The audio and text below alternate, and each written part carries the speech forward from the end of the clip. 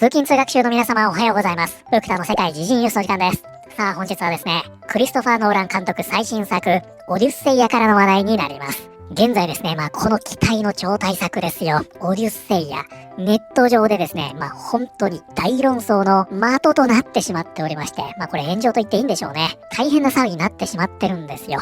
しまいにはですね、現在、ギリシャ側からもね、怒りの声が上がっているというような状況で、期待の声も多い一方、公開前からですね、文字通りの文化戦争、ど真ん中にいるような作品になってしまっているんです。本日は一体何が起きているのか、詳しく見ていきたいと思います。この番組は、海外のホットな時事ニュースをお届けします。通勤通学のお供にちょうどいいチャンネルとなっていますので、ぜひチャンネル登録お願いします。さあ、それでは本題です。こちらね、見えておりますが、ついにこの時が来ました。ね、ずっとこれについてはお話ししたいと思っていたんですが、クリストファー・ノーラン監督最新作、オデュッセイアです。特にね、海外の情報を追ってる方はね、ご存知なんじゃないかなと思います。このオデュッセイア、海外ではですね、大変な批判にさらされておりまして、もうね、公開前にほんとね、大騒ぎですよ。このチャンネルでもね、初期の頃にお伝えしました。ネットフリックスの黒人版のクレオパトラにもね、似た状況になってしまっておりまして、ギリシャからも批判の声が上がってしまっていると、こういう状況なんですね。で、このお話ですね、このね、クレオパトラみたいな単純な話じゃないんですね。もう本当にね、様々な要素が複雑に絡み合っておりまして、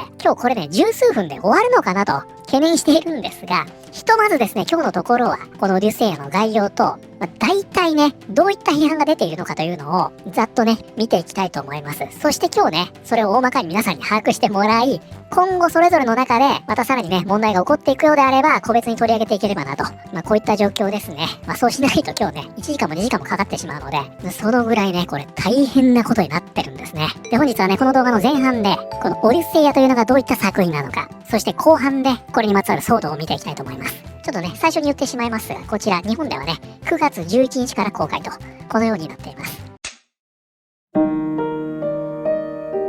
ちょっとすいません。本編に入る前にですね、こちらでお知らせをさせてください。先日ですね、このチャンネルでも以前ね、扱いました。市川市動植物園の猿山に、パンチくんの猿山ですね。あそこにですね、一人の男が侵入いたしまして、大きな騒動になりました。で、おそらくですね、今日ね、うちのチャンネルでもこの話題なんじゃないかと思われた方、多かったんじゃないかなと思いますが、で、どうやらですね、この犯人の裏側には、とあるね、ミームコインの会社があり、現在ですね、これ全てが炎上商法、キャンペーンのプロモーションだったんじゃないかと、こんな話になっているんですね。で、現状ですね、このミームコインのアカウントを見てみますと、この騒動、大喜びしておりまして、ここぞとばかりにプロモーションに力を入れていると、こういった状況になっています。で、現状ですね、この事件の全貌というのは明らかになっていないかもしれませんが、少なくともですね、これが全部プロモーションであると。こうなった時はですね、このチャンネルで、この動画を扱うことによって、そこに共謀することになってしまうんじゃないかと考えまして、少なくともですね、今回の犯人に利益が想定されているうちはですね、このチャンネルではね、扱わないということになると思います。楽しみにされていた方もね、多いと思いますが、そういった事情なんでね、ご理解いただければと思います。もしかしたらね、例えばこのミームコインが廃止になるとか、まずないと思いますが、とんでもない重い刑が下るとかね、もうこの彼に不利益が優先するような状況になれば、またね、状況変わってくるかもしれませんが、先日のね、フードインフルエンサーの件もあったでしょ。あれも一部ではね、炎上商法なんじゃないかと、こんなこともね、言われていたりもするんですが、実際ね、プクタが調べる限り、多くの視聴者がね、普段はこんなんじゃないんだと、このように言っているのも事実なんですね。そして実際ね、これによりフォロワーが増えるどころか減っていると、こういった状況があったんでね、そのあたり総合的に判断して扱っているんですが、今回の件は、まるでね、性質が違う、もうほんとど真ん中の炎上商法と現在言われておりますので、現状はね、このチャンネルでは扱わないことにより、このチャンネルはこの犯人に協力しないと、こういった形になりますので、ご理解いただけたらと思います。それでは、本日の本編へ戻りましょう。The Odyssey はクリストファー・ノーランが脚本、監督を務める予定のファンタジーアクション映画、ホメロスの古代ギリシャ女子誌、オデュッセイアを原作としており、マット・デイモンがイタ系のギリシャ王、オデュッセウスを演じる。物語はトロイア戦争後、妻、ペネロペとの再会を目指して、危険な帰還の旅を続ける彼の姿を描く。共演にはトム・ホランド、ロバート・パティンソン、ルピータ・ニョンゴ、ゼンデイヤ、シャーリズ・セロンらが名を連ねている。ということで早速ですが今回ね、映画のタイトルにもなっております。The Odyssey とあります。こちらが本日のキーワードになります。Odyssey。長く刺激的な旅。ということでね、こちらの Odyssey というのは、もうね、このまんまです。長い冒険の旅とか、波乱に満ちた旅。こういった意味になります。これね、日本語でカタカナ読みすると、オデッセイと言ったりしますよね。で、このワードがどこから来ているのかというのが今回の映画のタイトルなんですね。それがこちら、オデュッセイアです。じゃあね、このオデュッセイアというのが一体何なのか。オデュッセイアは、ホメイロスの作品とされる古代ギリシャの二大女子詩の一つである。ということで、これは古代ギリシャのホメイロスという詩人が書いた詩。これがオデュッセイアなんですね。つまり今回はこの詩を原作とした映画。こういうことになります。で、日本語ではね、先ほども少し触れましたが、オデッセイという言い方もね、結構するんですが、このね、ホメイロスの作品を指す場合は、日本ではね、英語読みではなくって、こちらのギリシャ語読み、これに倣ってオデュッセイアと言ってるようですね。じゃあそもそもね、このオデュッセイアというのが一体どういった話なのか、全然知らないよという方もね、いらっしゃるかもしれません。これがですね、今回の騒動で大変大きな意味を持ってきますので、ちょっとまずここからね、見ていきましょう。一応ね、プクタが理解している中での話になりますが、ざっくりどういったものなのか。まずですね、このね、原作者というのが詩人ホメイロスです。で、このホメイロスはですね、2つの代表作で非常に有名でして、1つはこちらのオデュッセイア。そしてもう1つはね、ここにあります、イーリアスというものです。で、実はね、この2つの話というのは繋がっておりまして、イーリアスが前編、オデュッセイアが後編と、こういった位置づけになります。でね、この前編とされていますイーリアスというのは、皆さんもね、聞いたことあるんじゃないかなと思います。トロイア戦争を描いておりまして、つまりは、トロイの木馬が出てくる、戦争です。これね、トロイア戦争と言いますね。これを描いているんですね。じゃあね、このトロイア戦争、なんで始まったのか。ここもね、今回非常に重要になってくるんですね。皆さんこれね、余談じゃないですからね。決して脱線してませんので、今回の騒動の根源ですね。このトロイア戦争がなんで始まったのか。それがね、こちらなんですよ。パリスの審判という出来事です。で、これはね、ギリシャ神話の非常に有名なエピソードなんですが、不和の女神と言われております、女神エリスが宴に呼ばれずに激おこするんですね。そしてこのエリス、最も美しいものへと書かれた黄金のリンゴをそこに投げ込みます。するとですね、このリンゴをめぐって、ヘラ、アテナ、アフロディーテという3人の女神が争うことになるんですね。そうするとね、皆さんもご存知、ゼウス君が困ったなということで、一人の青年、パリスにこのリンゴを託しまして、君がね、このリンゴを誰にあげるか決めてくれと、このように丸投げするんですね。すると、このリンゴをどうしても手に入れたい女神たちは、このパリスに対して賄賂を提示していきます。ヘラが提示していたのは、世界を支配する力。アテナが提示したのは知恵と勝利。そしてアフロディーテが提案したのが世界一美しい女性でした。そしてこのパリスはですね、アフロディーテの賄賂を選ぶんですね。つまり世界一美しい女性を選ぶことになります。バカですね。ヘラを選んでね、世界を支配する力を得れば、何でも好きなもの手に入るんじゃないかなと思いますが、このね、頭の良かったパリスはアフロディーテを選ぶことになりました。そこで、このパリスに与えられた女性というのが、ヘレーネという女性だったんですね。しかし、なんとこの話には大きな裏がありました。このヘレネですね、なんと人妻だったんですね。アフロディーテ悪いでしょ。もうほんとね、笑うセールスマンにありそうな展開ですが、こうやって見るとギリシャ神話って面白いでしょ。こんな昔にね、こういった話が書かれているんですよ。このヘレネですね、なんとスパルタ王の妻だったんですよ。そしてこれを選んでしまったパリス、実はですね、トロイア王の息子だったんですね。そしてこのパリスがトロイアにヘレネを連れて帰ることによって、当然ね、スパルタ王は激起こします。そしてこのスパルタ王は様々な盟約を交わしていましたので、これがね、ギリシャ連合軍としてトロイアに襲いかかる。これを描いていたのが、もう皆さんご存知ですね。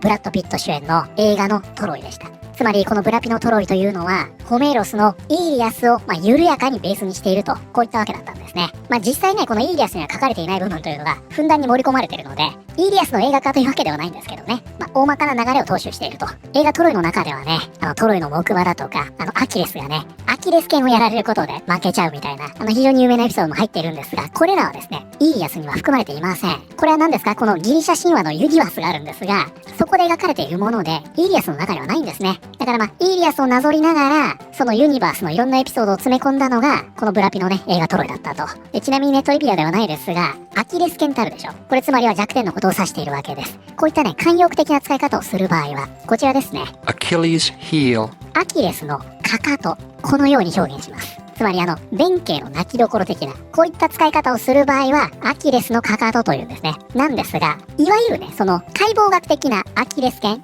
その場合はね、アキレステンドン。このように言います。これ弱点という意味で使う場合は、英語の場合はね、アキレスのかかとになります。で、これもですね、アキレスというのはね、そもそも不死身だったと思うので、後付けされた設定なんですかね。このアキレスのお母さんがね、冥界の皮でしたっけ、このアキレスをつけるんですよね。で、そこに浸かると不死身になる。こういった設定なんですが、この時にね、このお母さん、足持ってたんですよ。なのでそこだけが弱点になってしまったという耳な小一みたいなエピソードなんですね。で、そう考えると、いずれにせよ、このアキレスのかかとという言い方は、ちょっと違和感ありますよね。どうでもいいか。普通その場合はね、足首持つんじゃないかなと思いますが、一応ね、弱点的な意味で使う場合は、アキレスのかかとと表現するというわけですね。皆さんご覧になりましたこの映画。この中でね、もうプクタ的にはね、ハリウッド作品の中でも屈指のクソキャラだと思ってますが、先ほど出てきましたね。パリスというキャラクター出てくるんですよ。これオーランド・ブルームが演じてますが、もうそのクソっぷりがね、たっぷり描かれておりまして、もうプクタね、この作品でオーランド・ブルームのことを嫌いになりかけましたから。もうほんとね、ひどいキャラクターでしたね。そしてこのトロイア戦争でギリシャ側として参加しておりましたオデュッセウスがお家に帰るまでを描いたのが後編とされているオデュッセイアです。このオデュッセイアはね、様々な妨害に遭いまして、主にポセイドンなんですけどね、こいつに邪魔されるんですよ。お家に帰るまでね、10年かかります。これを描いたのがオデュッセイアですね。つまり、ポセイドンの息子がトリトンなんで、アリエルのじいちゃんですね。これがね、めちゃくちゃ邪魔してくるんで、なかなか帰れないっていうお話なんですよ。これがオデュッセイアですね。映画のムービングロゴでね、TSG エンターテイメントの、男が12本の斧の穴を弓矢で撃ち抜くやつ見たことないですが、あれね、オデュッセイアの終盤にあるね、有名なエピソードで、あれオデュッセウスです。おそらくこれも描かれるんじゃないですかね、最後に。やっと終わりました。こういう話なんですよ。分かっていただけましたか？これがイーリアスとオデュッセイア、この概要になっています。今の話聞いてどうでしょう？ギリシャ神話って面白いですよね。しかもこれがね、そんな大昔に書かれたって信じられます？このね、ホメロスの作品というのは現代のファンタジーの礎になったと、このようにも言われておりまして、その構成力だとかエンタメ性ですね、非常に優れてるんですね。つまりこれが一昔前であればまだしも、このね、今の SNS の時代に変な扱い方をしてしまえば、それなりのバックラッシュが予想されると、こういったことですよね。そこで大変物議を醸したのがこちらだったんですね。クリストファー・ノーラン、オデュッセイアのキャスティングへの容赦ない批判に反論。ということでね、ここではね、何が起きたかと言いますと、今言われているのが、銀融詩人的な役割なんじゃないかということのようですが、こちら、ラッパーとして知られております、トラビス・スコット。彼が起用されたんですね。で、これに対してね、このオデュッセイアの世界観どうなってんだよと、このような反発が出たため、ノーランはね、この話というのは、口伝えにね、語り継がれてきたものなんだと。で、それってラップと通じるものがあるじゃないか、このように説明したんですね。そしてこのあたりから、こういったノーランの捉え方、モダン化ですよね。大丈夫なのかと懸念されるようになるわけです。で、ここまではですね、まだまだぼや程度の話でした。お次はこちらですね。この騒動はね、日本でもかなりね、伝わっているようなんですが、オデュッセイア、アメリカ英語アクセントをめぐって批判が噴出。ということで、これに関してはね、様々なメディアが取り上げているんですが、このオデュッセイアのね、予告編が公開されますと、そのアクセントというのが非常に問題視されたんですね。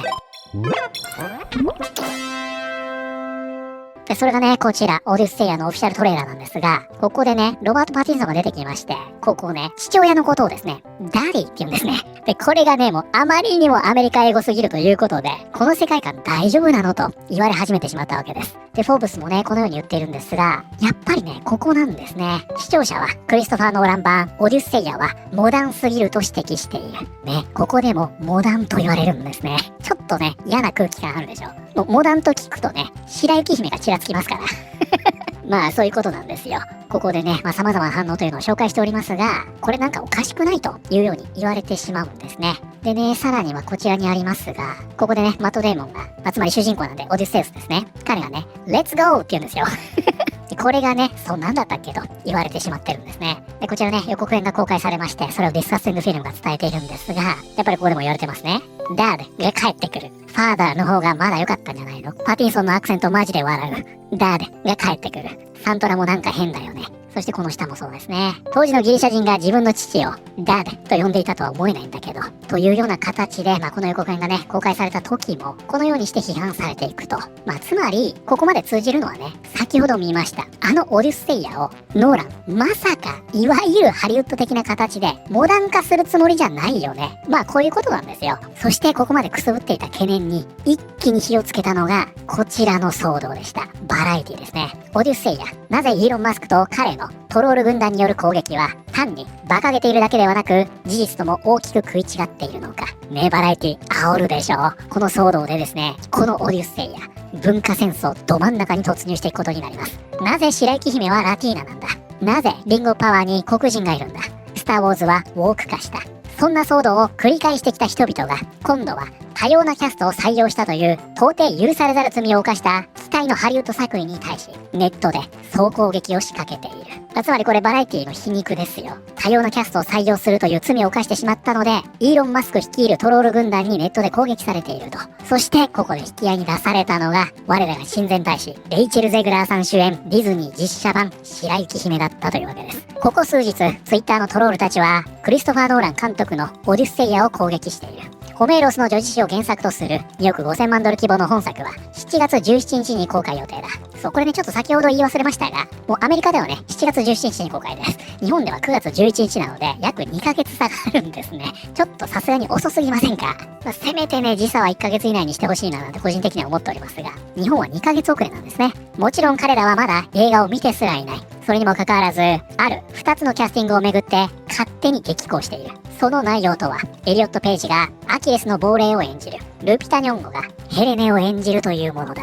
ということで、ここでね、出てきますのが、エリオット・ペイジとルピタ・ニョンゴという2人の俳優なんですね。で、つまりね、この記事では何を言っているかというと、こういったキャスティングの噂に、イーロン・マスクが乗ってね、虚偽の情報を拡散していると、こういうことを言ってるわけですよ。で、正直ね、イーロン・マスクなんてしょっちゅうそんなことやってるんで、はっきり言ってしまうと。だからなんだ程度なんですが、プクタンにしてみりゃね、いつも通りじゃんって話なんですが、問題の核心はね、ネットで今非常に言われております。2つのキャスティングなんですね。正確には3つなんですが、その1つ目、こちらです。エリオット・ペイジです。皆さんご存知ですか？この人ですね。はい。この彼はですね、以前、エレン・ペイジという名前の女優さんでした。非常に有名な女優さんでしたから、その女優時代の方がね、もちろん知ってる方が多いんじゃないかなと思います。現在ですね、性転換をいたしまして、トランスジェンダー男性になりまして、エリオット・ペイジに改名しています。古くはね、ジュノだとか、あと X メンですよね。非常に有名なシーンありますよね。黒歴史とも言われているジャガーノートに追っかけられるというね、シーンですよ。最高でしたけどね。あとスーパーとかね。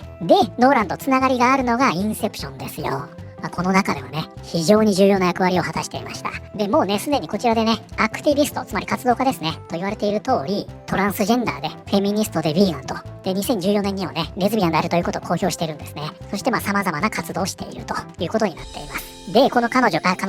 彼がですね、ややこしいですね。もうプクタの中では未だにエレン・ペイジですから、この彼がですね、今回のノーランのオデュッセイヤの中で、アキレスを演じるんじゃないかとこのように言われているわけですよ。ちなみに、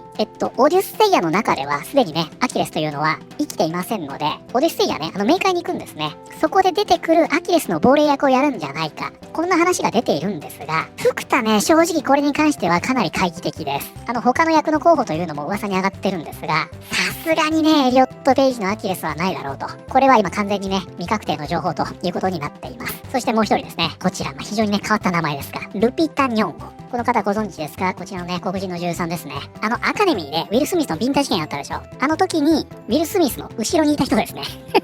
あれで有名です。あとは、ホラー映画のね、アスだったでしょ？あの人です。アスはね、本当に面白かったんで、実際ね、非常に演技力のある方で、女優さんとしては申し分ないですよ。なんですが、今回ですね、彼女が演じる役というのが、非常に物議を醸しているんですね。それがなんとですね、先ほどのお話覚えてますか？パリスが世界で最も美しい女性としてアフロディーテから与えられたヘレネです。で、ブラピのね、映画のトロイの中では、こちらですね、ダイアン・クルーガーが演じておりましたが、今回ですね、このヘレネ役、ルピタ・ニョンゴで確定となったようです。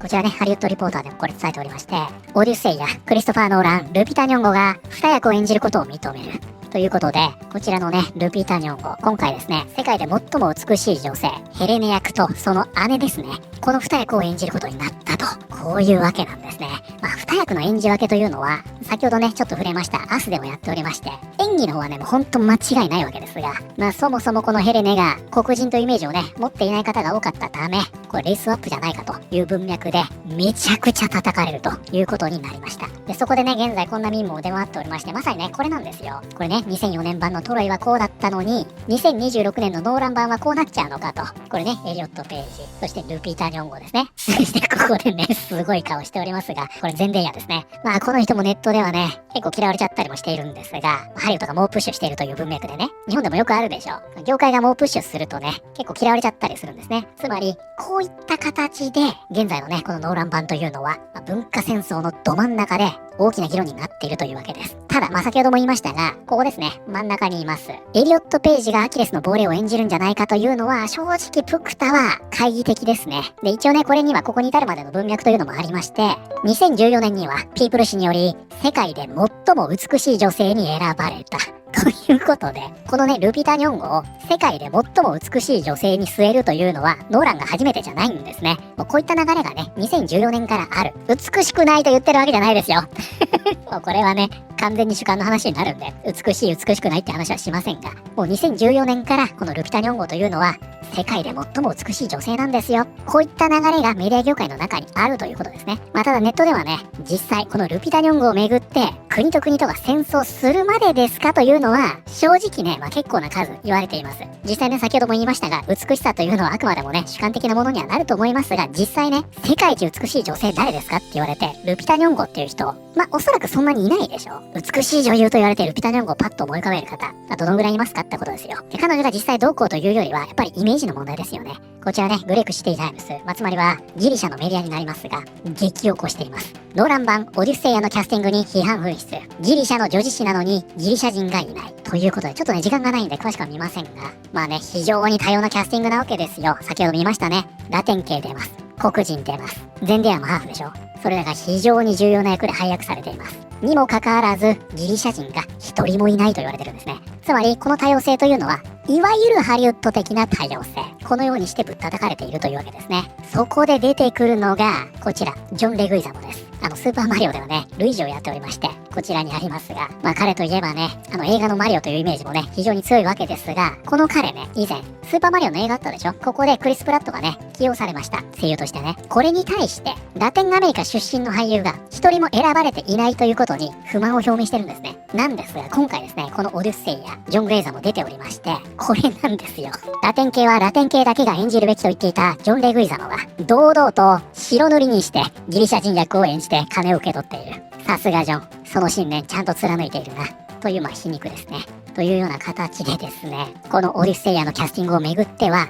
いわゆるね、多様性はあるんだけども、それは単にハリウッド的な一方通行の多様性なんじゃないんですか、このように批判されているというわけです。と、このようにですね、いわゆるハリウッド的なモダン化というのが批判の対象になっている今回のノーラン版のオデュッセイヤですが、実はですね、彼、この原作の本案について、こちらを引用してるんですね。この人はね、エミリー・ウィルソンという作家、翻訳家でして、彼女の翻訳したオデュッセイヤをインタビューの中でね、ノーランが引用してるんですよ。じゃあ、この人の翻訳したオデュッセイヤはどのようになっているのか、それをね、この中で、これね、7年前の動画なんですが、語っています。どういったものなのか。オデュッセイヤというのは、これまでね、男性の翻訳家が翻訳してきたんだと。そしてこの翻訳は、白人男性中心の価値観になっていて、家父長的で、西洋の男性を英雄視しすぎているんだと。このように批判しているんですね。そして女性たちというのは被害者だったんだ。こういったフェミニズム的な視点を盛り込んだ本案となっておりまして、これをね、ノーランが引用しているということは、もしかしたらね、プクタは実際ね、作品は見ていないんで、現状ね、公開されてないし、なんとも言えませんが、ここまでの流れを見る限り、現在ね、星層を中心に、このノーランのオデュッセイヤというのはもうほんとね、ぶったたかれまくっているわけですが、これがじゃあ偶然なのかというと、ちょっとそうとも思えないですよね。はい、ということで本日はですね、クリストファー・ノーラン監督最新作、オデュッセイヤの騒動についてまとめてみてまいりました。いかがだったでしょうか。非常にとっちらかった内容をね、極力わかりやすいようにまとめてみましたが、いかがだったでしょうか。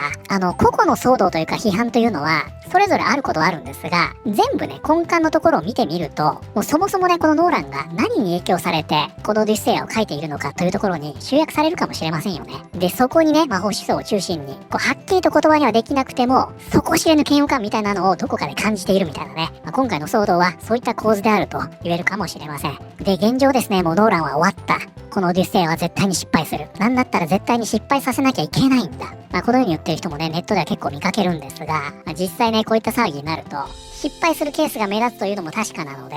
こういった騒動にね、このノーランのブランドが打ち勝つのかどうか、このあたりもね、注目しておくと面白いかもしれません。プクタはこれ絶対見るんで、ノーラン大好きなんでね、何言われようが関係ないというような感じなんですけど、僕とはね、とにかくインターステラーが大好きで、もう何回見たかわかりませんが、このね、オデュッセイが公開された時には、またね、興行収入といろいろね、お伝えできるんじゃないかなと思います。そしてこの騒動をね、一つ一つ、またね、いろいろ発展していく場合は、個別にね、それを取り上げるかもしれません。ということで、本日の動画は以上になります。この動画良かったよと思っていただいた方、ぜひチャンネル登録、グッドボタンお願いします。それではまた通勤通学中にお会いしましょう。